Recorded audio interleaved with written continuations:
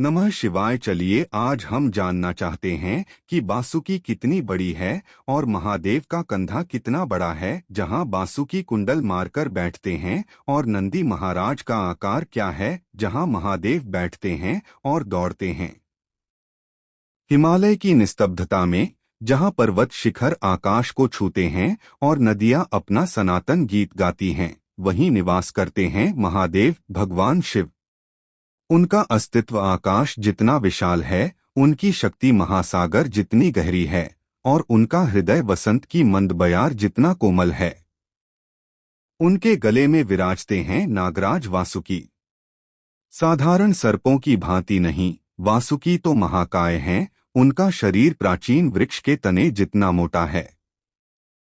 जब वे शिव के गले में केवल एक बार लिपटते हैं, तब भी उनका शरीर सीने तक लटकता है और उनका विशाल फन दिव्य ऊर्जा से आलोकित हो उठता है।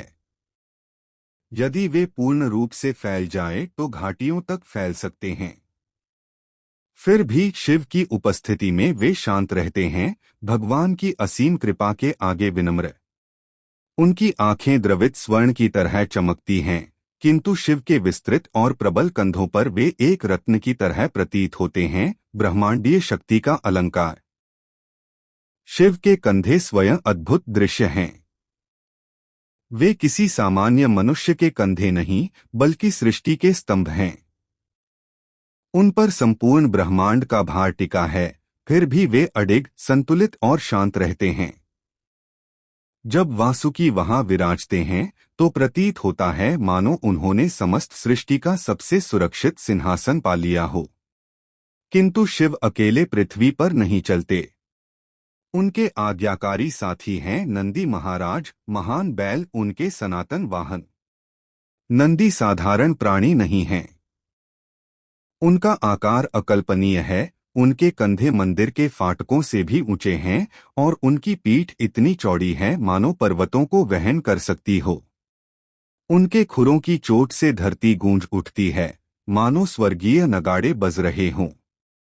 फिर भी उनका हृदय कोमल है। उनकी दृष्टि सदैव अपने प्रभु पर अटकी रहती है। जब शिव नंदी पर विराजते हैं तो वह दृश्य अद्वितीय होता है। योगिक वैभव में बैठे प्रभु एक हाथ में चमकता हुआ त्रिशूल धारण करते हैं, जो अज्ञान को भेदता और अधर्म का नाश करता है। दूसरे हाथ में वे डमरू रखते हैं, छोटा सा किंतु अनंत शक्ति से युक्त। उसके प्रत्येक नाद से सृष्टि में तरंगे उठती हैं की ध्वनि जो समस्त भाषा और जीवन की जननी है। जो ही नंदी दौड़ना आरंभ करते हैं, धरती कांप उठती है, पर पर्वत उनके आगे झुक जाते हैं।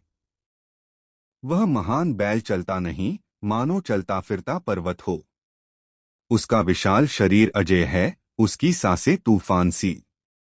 शिव के कंधों पर वासुकी लहराते हैं, मानो प्रभु की ब्रह्मांडीय ऊर्जा के साथ लय में झूम रहे हों।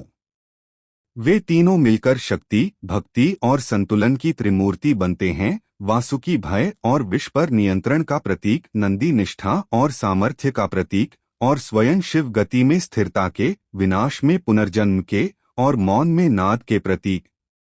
कहा जाता है कि जब प्रभु नंदी पर आरूढ़ होते हैं, वासुकी गले में शोभित होते हैं और उनके हाथों में त्रिशूल व डमरू होते हैं, तब संपूर्ण ब्रह्मांड विस्मय और शांति से भर जाता है। उस क्षण सबको ज्ञात होता है कि धर्म का रक्षक, अधर्म का संहारक और समस्त प्राणियों का करुणामय पिता समीप है। और इस